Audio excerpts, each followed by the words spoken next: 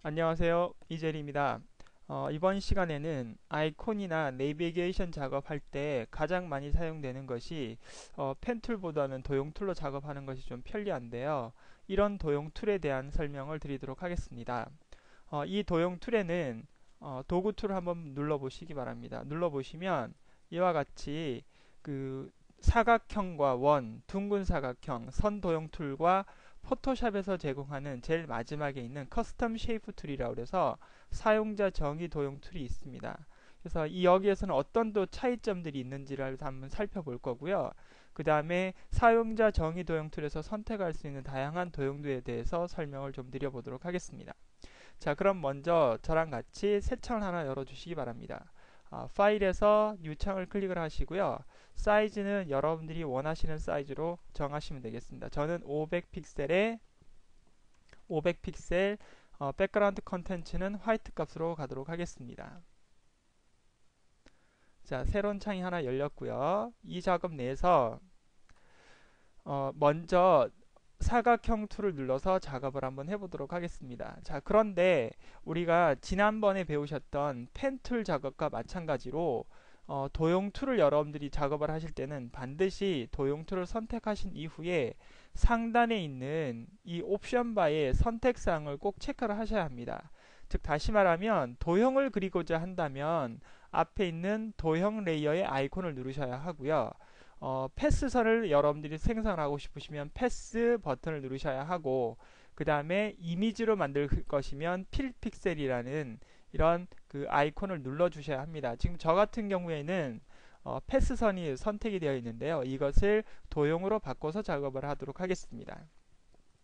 자, 그런 다음에 여러분들이 원하시는 사각형을 이렇게 드래그를 하시면 되겠습니다. 자, 드래그를 하게 되면 이것은 쉐이프 레이어라고 해서 레이어에 보시면 도형 레이어가 자동으로 생성이 되는 것을 여러분들이 보실 수가 있습니다. 자, 그런데 도형 레이어의 모양을 보시면 이렇게 두 개의 모양 아이콘으로 나와 있는데요. 저 앞에 있는 이것을 우리가 레이어 썸네일이라고 얘기를 합니다. 그리고 뒤에 있는 것을 우리가 벡터 마스크 썸네일이라고 얘기를 합니다. 그래서 레이어 썸네일에서는 쉐이프 레이어의 색상을 지정합니다. 그래서 그 더블 클릭을 한번 해보시면 여러분들이 다시 칼라 피커 창을 여러분들이 열어보실 거고, 거기서 여러분들이 원하시는 색감으로 바꿔주시게 되면 도형이 전체적으로 색감이 바뀐다는 걸 여러분들이 확인하실 수가 있겠습니다. 자, 벡터 마스크는 도형의 모양 형태를 가지는 것이라고 생각을 하시면 되겠습니다. 그래서 레이어 썸네일의 색상에서 보이는 부분을 패스로 지정한 부분이 그 마스크 썸네일 부분이 되겠습니다. 그래서 벡터 마스크에 대해서는 나중에 한번 더 설명을 드리도록 하겠습니다. 자, 지금처럼 이렇게 도형을 여러분들이 만들고자 한다면 반드시 도구 툴박스에서 도형을 선택을 하신 이후에 상단의 옵션 바에서 여러분들이 도형으로 그릴 것인지 패스로 그릴 건지 이미지로 그릴 건지를 여러분이 결정을 하셔야 한다고 생각을 해주시면 되겠습니다. 자, 그러면 이번에는 저는 원형으로 패스를 한번 만들어 보도록 하겠습니다. 자, 패스 옵션 바에서 패스 옵션을 눌러 주신 다음에 클릭을 하신 다음에 마찬가지 드래그를 하시면 조금 전과는 다르게 색상이 나오지도 않고요. 그 다음에 벡터 썸네일인 일종의 가상선만 이렇게 화면상에 보이는 것을 여러분들이 확인하실 수가 있겠고요.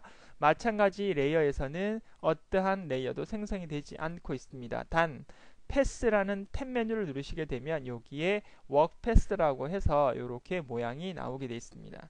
자, 그런데 밑에 보시면 쉐이프 1 벡터 마스크라는 레이어가 하나 생성이 됐죠. 이것은 조금 전에 도형 레이어를 생성을 하시게 되면 패스 패널 명령에 자동으로 이렇게 벡터 마스크가 저장이 되게 되어 있습니다. 이것이 아까 조금 전에 말씀드렸던 벡터 마스크에 대한 그 개념이라고 생각을 해주시면 되겠습니다. 자, 다시 레이어로 돌아가겠습니다. 돌아가서 이번에는 여러분들과 같이 커스텀 쉐이프 툴을 누르도록 하겠습니다. 그리고 커스텀 쉐이프 툴을 누르게 되면 반드시 보셔야 되는 것이 여기에 그 옵션 바에 커스텀 쉐이프 툴의 종류들이 나열되어 있는 부분이 있습니다. 그래서 거기 화살표를 한번 눌러 주시고요. 그러면 이렇게 화면상으로 이렇게 많이 나오는 부분이 보이실 겁니다. 근데 저 같은 경우에는 이미 디폴트가 아닌 모든 값을 다 설정을 했는데요. 여러분들은 이 상태에서 옆에 있는 확장 옵션을 누르시면 되겠습니다. 브러쉬와 똑같이 명령이 확장 명령이 서브 명령이 있는데요. 여기를 누르셔서 여러분들이 all이나 아니면 all을 하게 되면 밑에 있는 이 카테고리에 나와 있는 모든 도형들이 다 함께 표현이 되고요. 그 다음에 뭐 동물이라든지 화살표라든지 프레임이라든지 음악과 관련된 거 이렇게 여러분들이 원하시는 카테고리를 선택을 하셔서 이 썸네일 부분에서 추가를 해주시면 되겠습니다. 자, 그러면 다시 저는 처음으로 돌아가기 위해서 여기에 보시면 Reset Shape라고 나와 있는 부분이 있습니다. 그래서 여기를 클릭을 하고 OK 버튼을 누르게 되면 가장 디폴트 되어 있는 가장 디폴트 값으로만 저장되어 있는 도형이 나오게 되어 있습니다. 근데 조금 전에 말씀드린 것처럼 여기서 내가 특별하게 여러분들이 뭔가를 추가를 하고 싶으시다면 누르셔서 Animal OK를 누르시면은 기존에 나와 있는 기본 도형들이 사라지고 애니멀 카테고리에 있는 것만 들어오게 돼 있고요. 어펜드를 누르게 되면 기존의 기본 도형 내용에 그 여러분들이 선택하신 애니멀 부분이 추가가 된다 생각을 해주시면 되겠습니다. 어펜드를 한번 눌러보도록 하겠습니다. 자, 그랬더니 동물들의 카테고리가 선택이 돼서 이렇게 추가가 되는 걸 보실 수가 있습니다.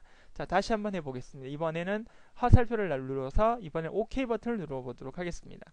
그랬더니 기존에 있던 내용이 사라지고 어떻습니까? 화살표만 다시 대체가 되는 그런 부분이 되겠죠. OK와 여러분들의 어펜드에 대한 차이점을 설명을 드렸습니다. 자, 그러면 저는 다시 O를 누르시고 OK를 눌러서 전체를 선택을 하겠습니다. 자, 나비 모양을 하겠습니다. 자, 나비 모양을 하시고 난 이후에 나비 모양 도형을 선택을 하고 저는 마지막에 있는 필 픽셀에서 이미지화 시키겠습니다. 자, 클릭을 하시고 작업 공간으로 내려왔는데 보시다시피 금지 표시가 떨어졌습니다. 자, 그 이유는 저희가 지금 그리고자 하는 것은 이미지인데 여러분들이나 저나 위치하고 있는 부분이 여기에 있는 도형 레이어이기 때문에 도형 레이어에서는 이미지를 드래그 또는 드로잉을 할 수 없다는 표시가 되겠습니다. 말을 바꾸면 제가 말씀드렸던 것처럼 포토샵에서는 이미지만 담을 수 있는 이미지 레이어가 있고 도형만 담을 수 있는 도형 레이어가 있고 글자만 담을 수 있는 글자 레이어 이렇게 세 가지가 존재한다고 말씀을 드렸는데요. 저희가 지금 말씀드린 것처럼 그리려고 하는 것은 이미지인데 도형 레이어가 선택이 되어 있기 때문에 그릴 수가 없다는 메시지를 여러분들에게 표현을 해주고 있는 겁니다. 그렇다면 여러분들은 이미지 레이어를 만들 수 있는 일반 레이어인 새로운 레이어를 하나 추가를 한번 해주시고요. 그런 다음에 여러분들이 드로잉을 한번 해보시면 이렇게 검정색의 나비 이미지가 선택이 되어 있다 이렇게 보시면 되겠습니다. 자, 도형 레이어와는 좀 다르게 앞에 썸네일 부분에 레이어 썸네일이라든지 벡터 마스크 썸네일이 생기지 않고 그냥 우리가 이미지를 그린 것처럼 또는 다른 곳에서 이미지를 가져온 것처럼 그런 모양 형태로 구현이 된다 보시면 되겠습니다.